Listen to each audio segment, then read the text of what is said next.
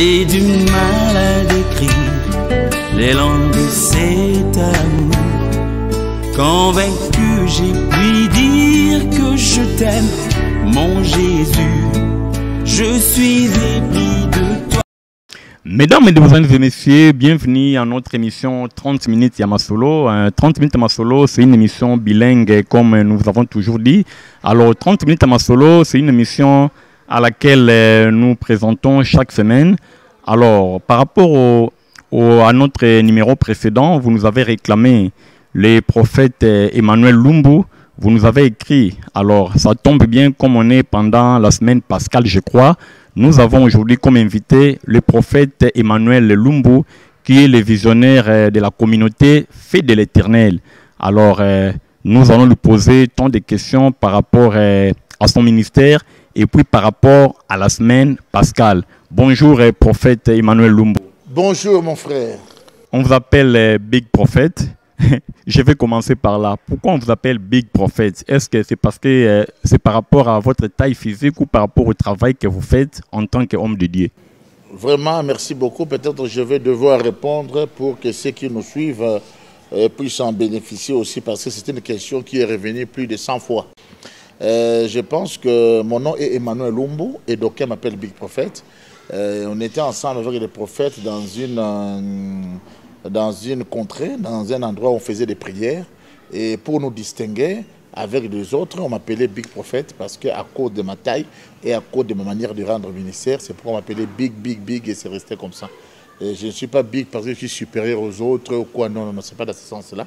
Et on m'appelait Big par rapport à cette dimension, à ma façon de rendre ministère et par rapport à ma forme. Et on m'appelait toujours Big Prophet et c'est resté Big Prophet. Et je suis le père des prophètes dans ces pays. Donc nous, quand on a commencé les prophétiques, il n'y avait pas de prophétique au pays comme ça. Et on nous interdisait même de prêcher parce qu'on prophétisait. On nous considérait comme des sectaires, on nous considérait comme des gourous. Et nous, on a payé les prix pour ouvrir aujourd'hui. Aujourd'hui, les prophétiques est devenu un luxe. Mais chez nous, à l'époque, c'était vraiment, on te discrédite, on t'exclut à cause du fait seulement qu'on t'appelle prophète. Donc voilà, ce que je peux répondre pour un premier temps. Oui, merci beaucoup, prophète Emmanuel Lumbu. Avant d'entrer dans notre vif du sujet, j'aimerais un peu qu'on puisse s'attarder là-bas. Alors, vous êtes tant de prophètes aujourd'hui en République démocratique du Congo. Vous êtes le père des prophètes ici en République démocratique du Congo, comme vous avez dit. Bon, on ne sent vraiment pas la prophétie ici au Congo par rapport à notre pays, comment le pays est dirigé. Est-ce qu'il y a vraiment des prophéties? Dieu parle par rapport aux Congolais? L'Éternel parle aux Congolais et l'Éternel parle encore, il a parlé, il parlera encore. La prophétie, il y en aura toujours. On a connu des problèmes dans l'histoire de la vie prophétique du pays. Il faut qu'on se le dise, avant nous, il y a eu des papas comme des Simon Kimbangu qui sont venus avant. Il y a eu nos pères comme des pasteurs Mayala. Et il était prophète, mais à cette époque, on n'appelait pas mal de prophètes. Et même papa Idi Nabal, il était prophète. Même le papa Sikaten, là, ils étaient des prophètes. Et il y avait Maman Germain du Bambou, des prophètes Choukou, ceux-là que nous reconnaissons dans notre époque et nous on était là. Donc il y a toujours des prophéties et des prophètes. Mais le problème c'est quoi? C'est que dans ces siècles-ci, Dieu continue à parler, mais nous avons un grand souci. Il y a eu trop de dérapages dans le monde prophétique. À tel instant que si vous croisez 10 prophètes, au fait peut-être 2 sont bons. Et les 8 là c'est autre chose. C'est pourquoi il y a de ceux-là qui sont faux prophètes parce qu'ils sont des envoyés du diable. Le diable est envoyé pour pervertir l'Église et le monde. Il y a de ceux qui sont faux prophètes parce que ce sont des arnaqueurs. Ils viennent pour arnaquer et créer des problèmes comme ça. Il y a trop de choses autour de ça. Mais l'Éternel parle. Il parle. Mais les gens qui veulent que Dieu leur parle pour les pays, pour la nation, est-ce que ces gens respectent les prophètes? Certaines autorités respectent les prophètes. Ils considèrent les prophètes où? Les prophètes, on les considère à sa juste valeur. Quiconque recevra un prophète en qualité de prophète, recevra aussi la récompense du prophète. Mais quand tu ne les reçois pas en tant que tel, quand tu ne les considères pas à sa juste valeur, comment vas-tu te rendre aussi, vas-tu rendre son ministère, ou bien comment vas-tu bénéficier de son service? Donc il faut que les gens, avant de dire ou de parler de ce qu'eux veulent parler, ils doivent d'abord commencer par mettre les prophètes à sa place.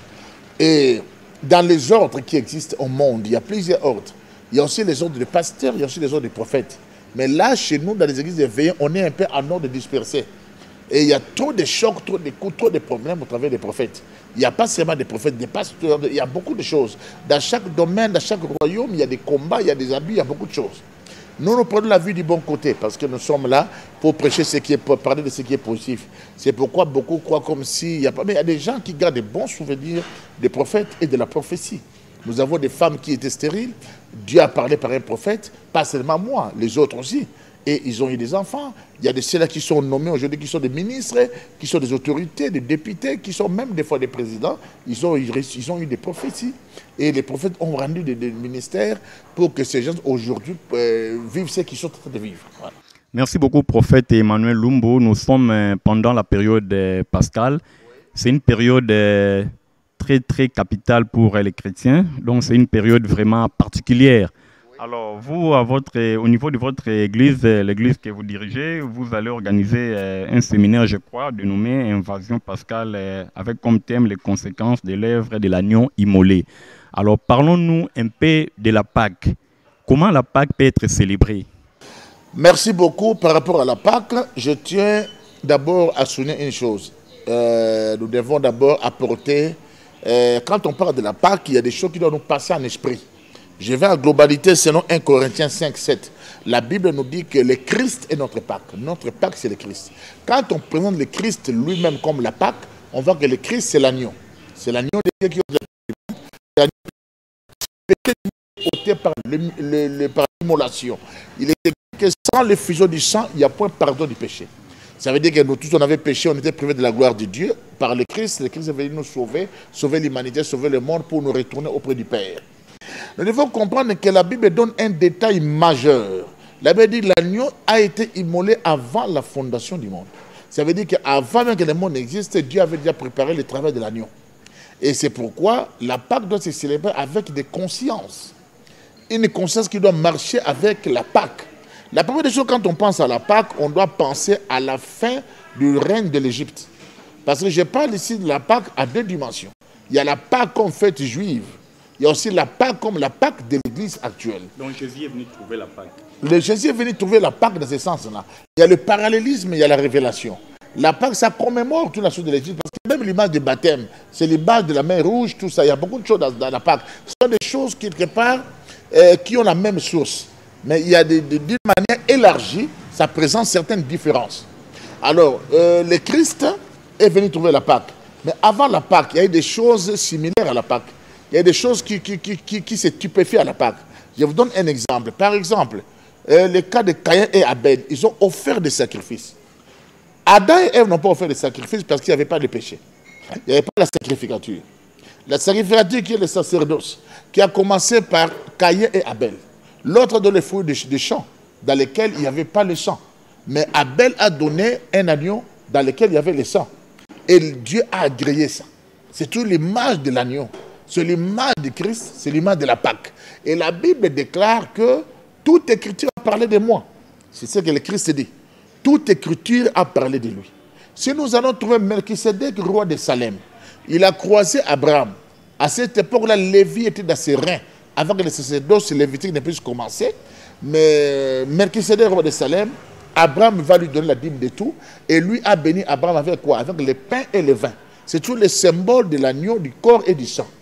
On ne peut pas parler de la Pâque sans faire allusion à ces choses. Parce que la première Pâque, il faut dire que ça a été célébré en Afrique, en Égypte. Nous sommes les premiers à vivre la Pâque. La première Pâque n'était pas en Europe, ni en Amérique. La première Pâque était africaine. L'origine de la Pâque, c'est l'Afrique. C'est ici que, c'est en Afrique que Israël avait été en captivité. Et quand on pense à la Pâque, on va penser à la fin du règne païen. On doit penser à la fin de la servitude. On doit penser à la fin des travaux forcés. On doit penser à la fin des jougs étrangers. Donc cela veut dire que Dieu brise les jougs étrangers pour libérer son peuple qui était dans des travaux forcés pendant des siècles. Et la Pâque est venue pour ça. Et ça ne s'est pas tout par un sauveur. La Pâque égyptienne, ou la Pâque, juive, c'est passé par Moïse. Dieu a utilisé Moïse, qu'il avait envoyé.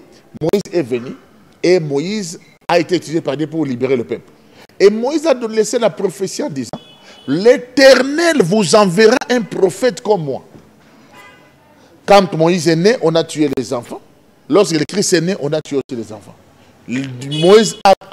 Dieu a pris chez Moïse, l'esprit chez Moïse, il habite des 70 anciens. De la même manière, le Christ avait 70 disciples.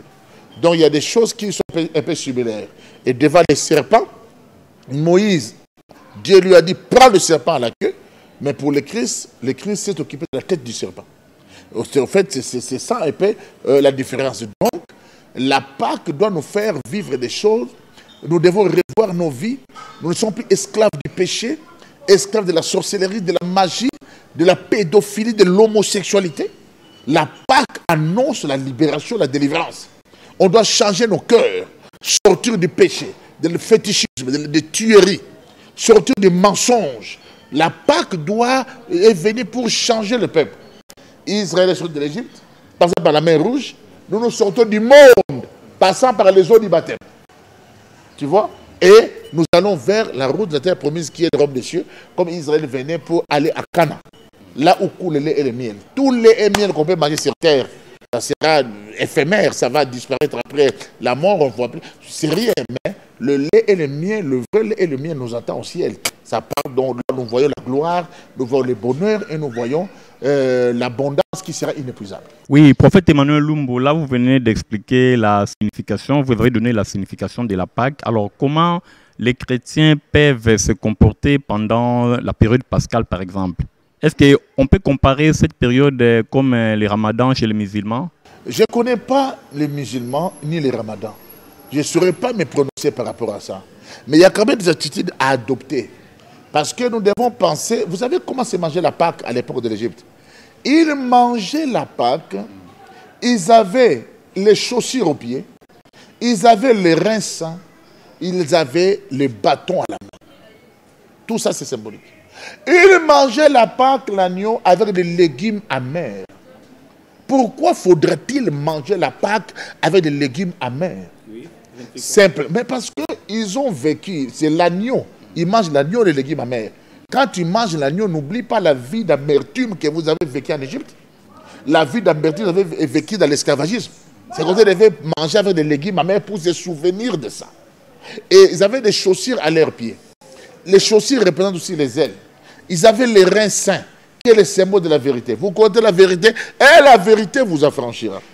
Ils avaient aussi quoi? Ils avaient leur bâton à la main, tous les chefs de famille, qui est le pouvoir. La Pâque nous donne le pouvoir. Si nous allons en Christ, le Christ nous donne la Pâque, c'est l'agneau immolé. Nous pensons à ses souffrances à la croix.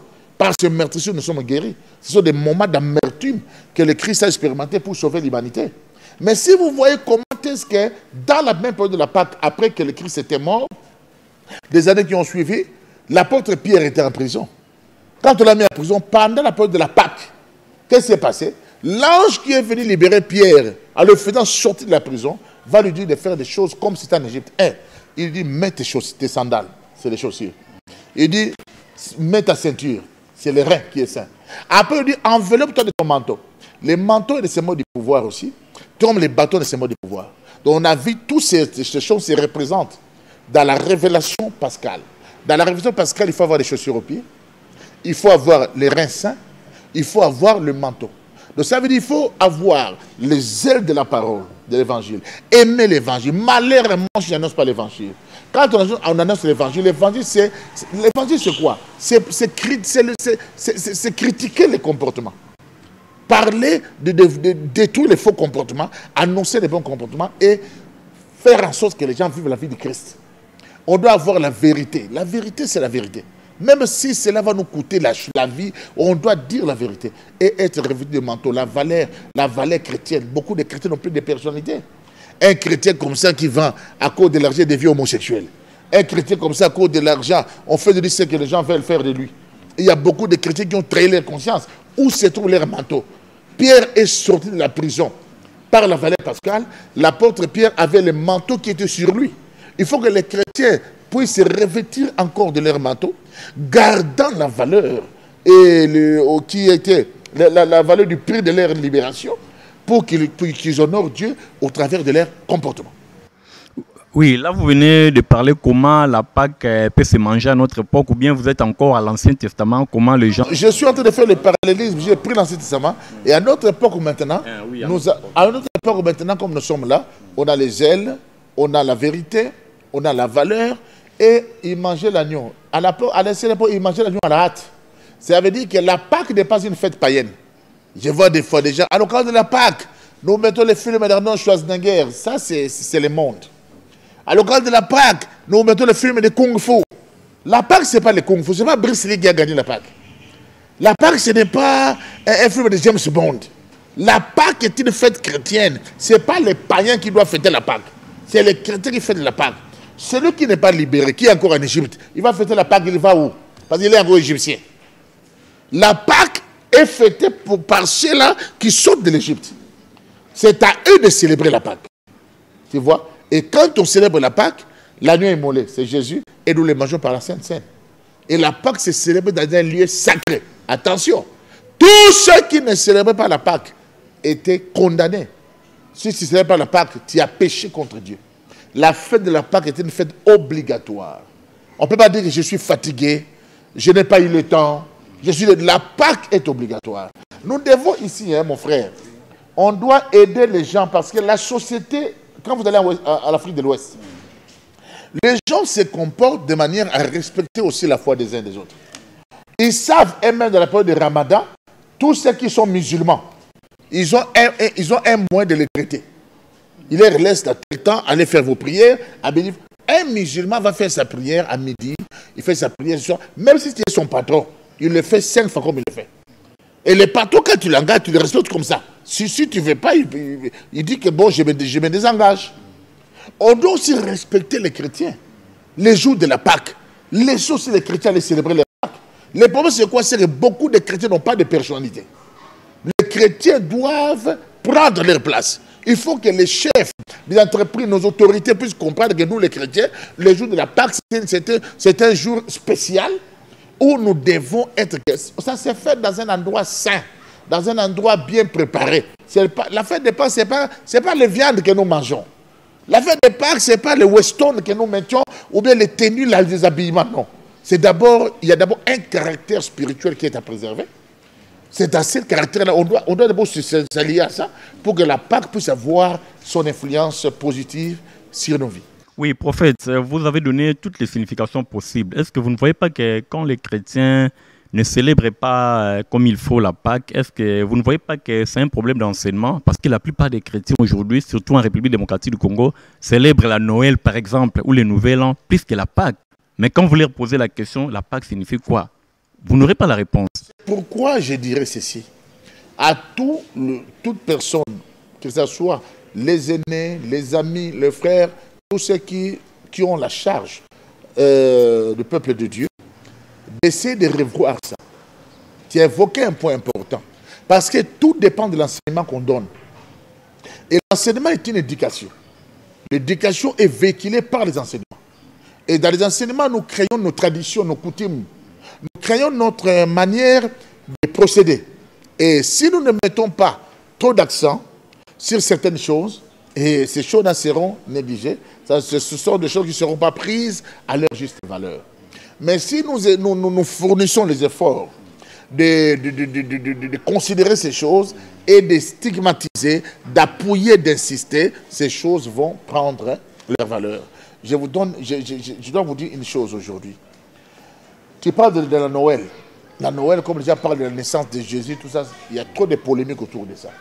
Je ne suis pas venu pour ce genre de polémiques, mais nous sommes bâtis sur quel fondement?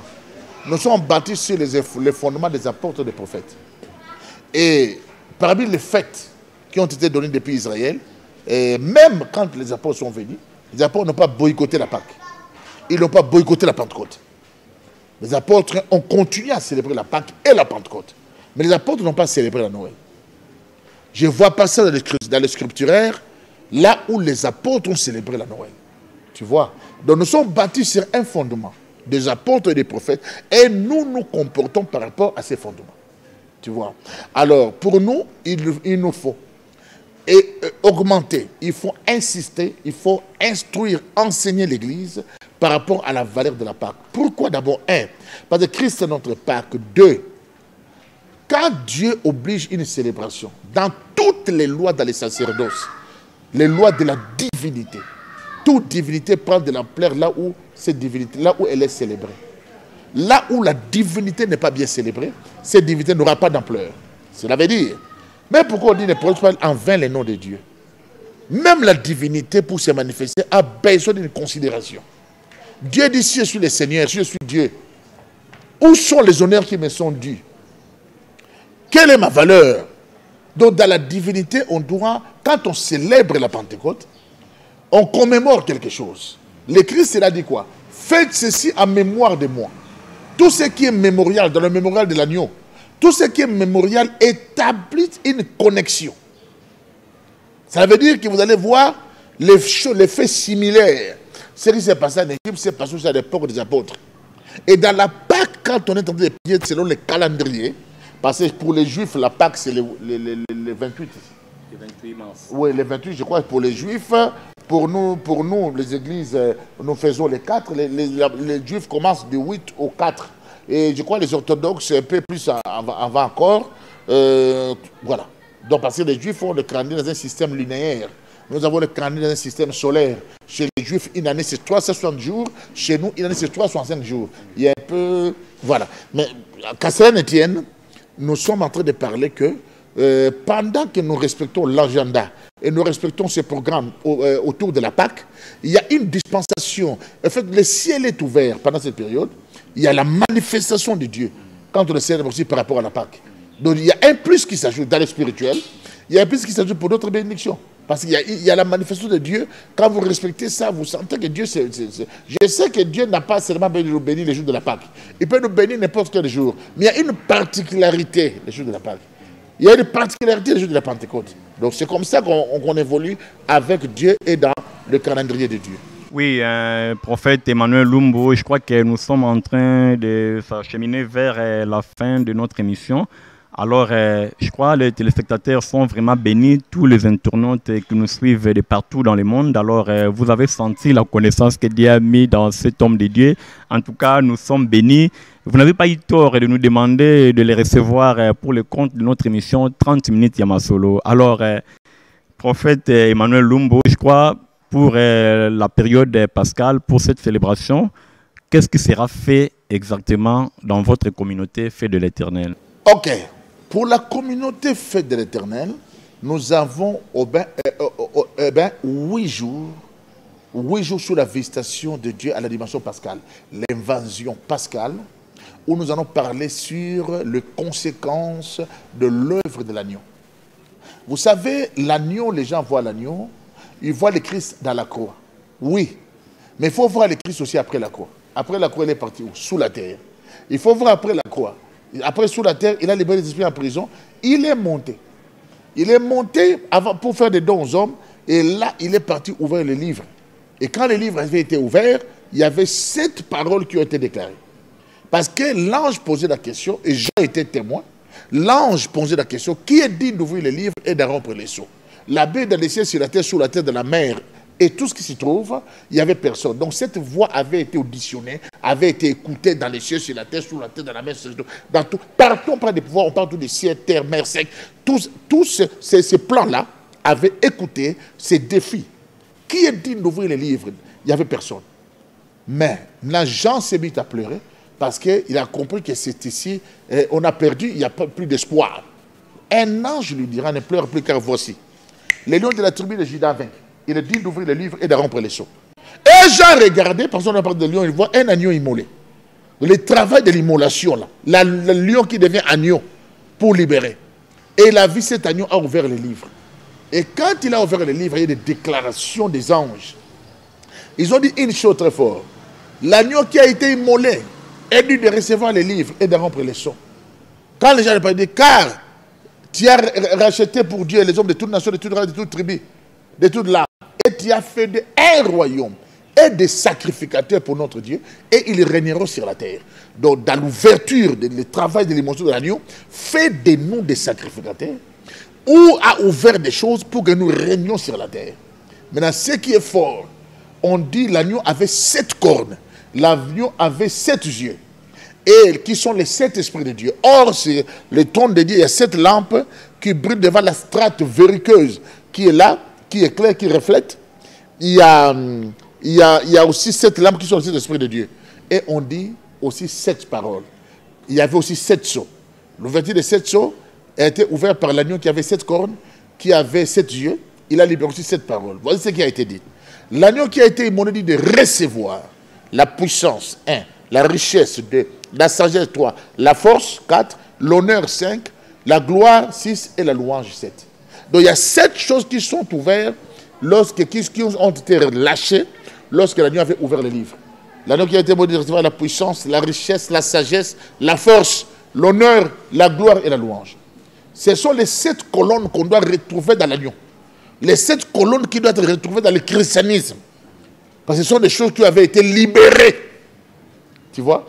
Donc, c'est ça l'impact. Et nous allons parler de ces choses-là à l'église. L'impact de l'agneau immolé. La Bible dit que le sang a brisé les murs de la séparation. Nous qui jadis avons été éloignés, nous avons été rapprochés par les moyens du sang. Waouh! On a été rapprochés. Le sang a brisé ces rideaux-là.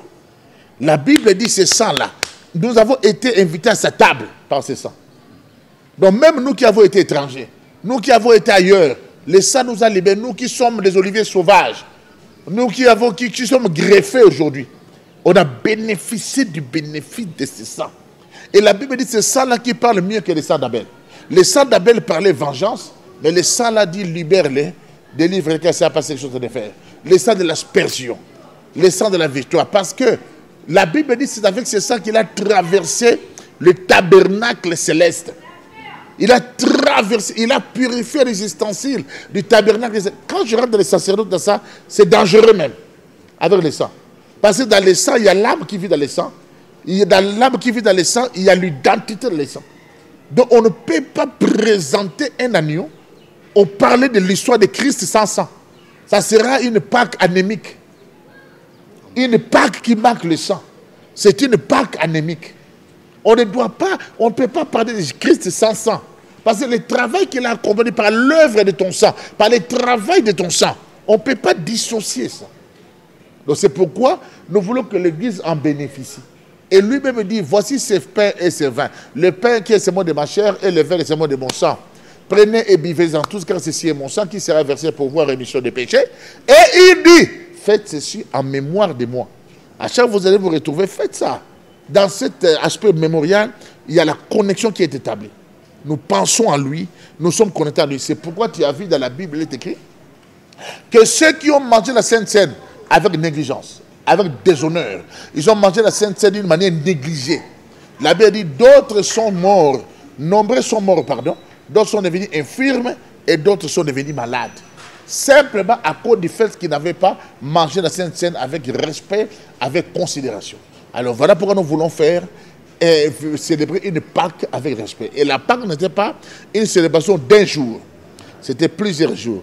Comme les Juifs commencent le 28, donc le 27, la nuit là déjà, ils vont jusqu'au 4. Et nous aussi, nous avons 8 jours de programme de la Pâque. Voilà, donc d'habitude, il faut faire 40 jours, mais là on a fait 8 jours, compte tenu au programme, et Dieu nous a conduits comme ça. Donc là, les enfants de Dieu, plus précisément les fidèles de la communauté faits de l'Éternel, vont venir comment? Avec les bouteilles d'eau, comme vous avez toujours fait. D'abord, j'invite tout le monde, pas seulement les enfants de la communauté faits de l'Éternel. J'invite tous ceux qui vont nous suivre. Et là, nous avons dit que chacun met sa bouteille d'eau. Pourquoi une bouteille d'eau? Oui, moi je suis un sacerdoce, je suis prophète. C'est Dieu qui m'a inspiré. L'Éternel va opérer des miracles et des guérisons. Que les gens viennent avec des bouteilles d'eau. Parce que dans la Pâque, l'eau aussi a intervenu. Pour qu'Israël sorte, il y avait l'eau, ils ont traversé l'eau. Et Moïse a frappé le Nil qui est devenu du sang. Le Christ lui-même qui est venu, le premier miracle, c'est quoi? Il a changé l'eau en vin. Et à la fin, quand on l'a percé à la côte, l'eau et le sang sont sortis. À la croix, n'est-ce pas qu'il a demandé de l'eau? On lui a donné de l'eau bizarre là, et de la drogue ou du vinaigre, comme les gens le présentent. C'est comme ça que les choses se passent. Donc, il faut que chacun mette sa bouteille d'eau. Il a changé. La Bible dit les deux rendent témoignage. Hein? L'eau et le sang. Tu vois? Et l'esprit n'est pas contre ça. Que les gens viennent, on va vivre des miracles avec les bouteilles d'eau. Surtout à la clôture, parce que nous allons commencer le dimanche. Là, ça sera de 9h30 à 12h30.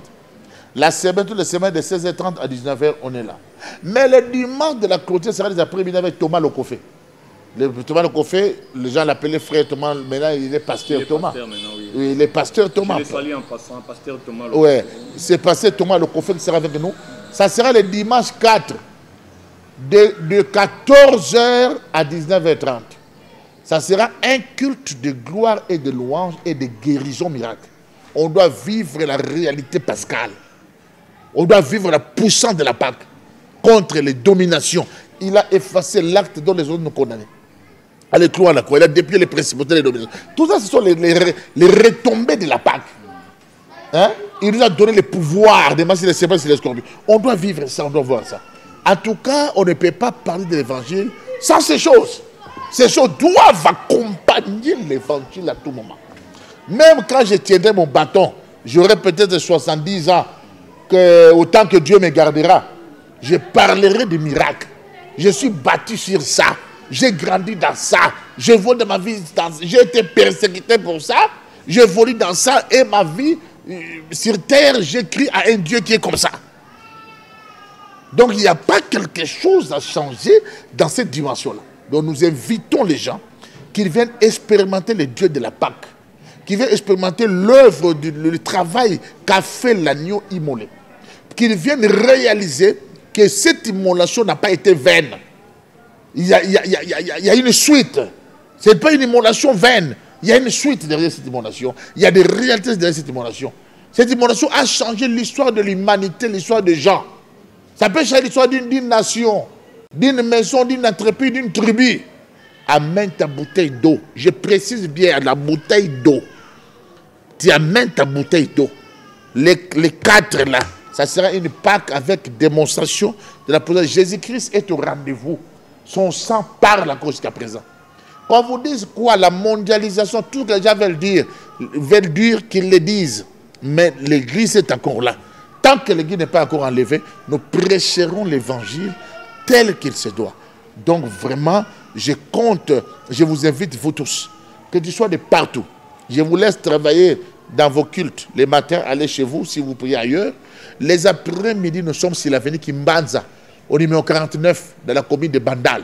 Kimbanza 49, à la communauté Fête de l'Éternel. C'est là que nous serons avec le pasteur Thomas Lokofé.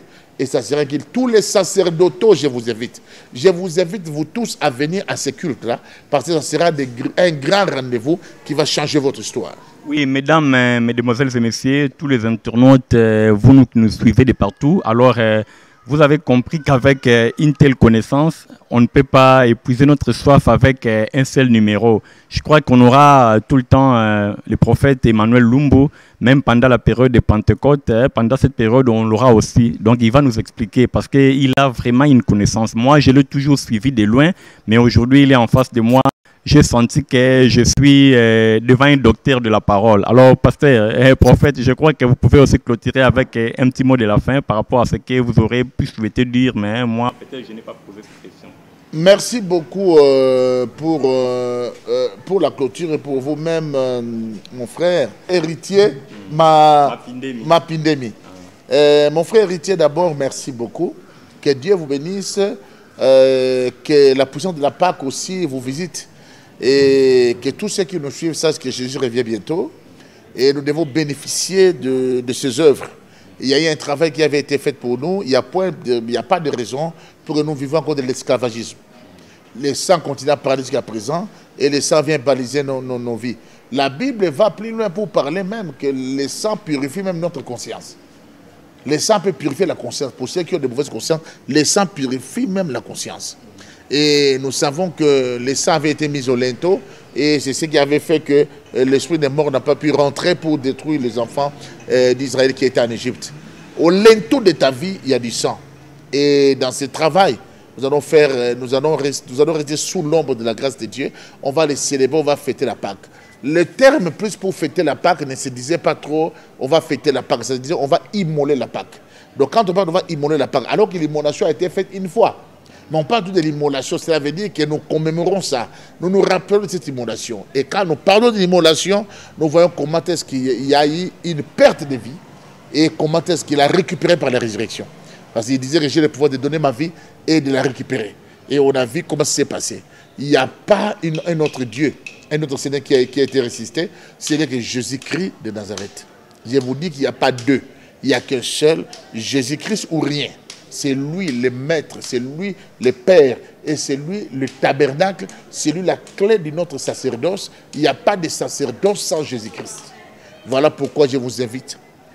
Je crois que tu as entendu parler de la Pâque, mais tu verras la Pâque, et Dieu sera avec toi dans cette dimension pascale, et l'Éternel va te rencontrer.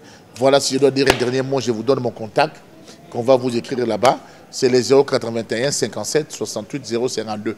081 57 68 052 ou les 099 70 29 401. 099 70 29 401. Voilà, ce sont là nos numéros. Si vous nous appelez, nous allons vous être utiles pour vous donner certains détails.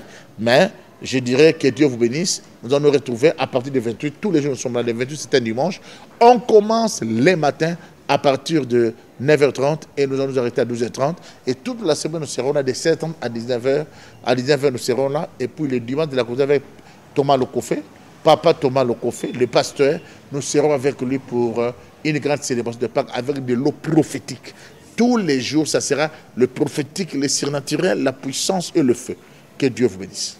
Merci beaucoup. Nous sommes arrivés à la fin de notre émission 30 minutes à Masolo. Comme je vous ai toujours dit que notre émission est bilingue, mais aujourd'hui, nous étions vraiment francophones. Nous avons parlé en français avec le prophète Emmanuel Lumbu. Nous sommes arrivés à la fin. Je crois que vous étiez vraiment édifiés. Vous qui êtes partout dans le monde, je crois, le programme est donné. Venez ici à l'église Fête de l'Éternel, vous ne serez pas déçus. Même vous qui êtes dans les différentes provinces de la République démocratique du Congo, venez en tout cas écouter la parole de Dieu, venez célébrer la Pâque avec l'homme de Dieu, Emmanuel Lumbu. Vous ne serez pas déçus. Alors nous sommes arrivés à la fin. Nous remercions notre caméraman Francis Kanza, c'est lui-même le réalisateur de cette émission, avec toute la grande équipe technique de l'église Fête de l'Éternel qui nous ont accompagnés. Merci. La suite à notre prochain numéro. Au revoir.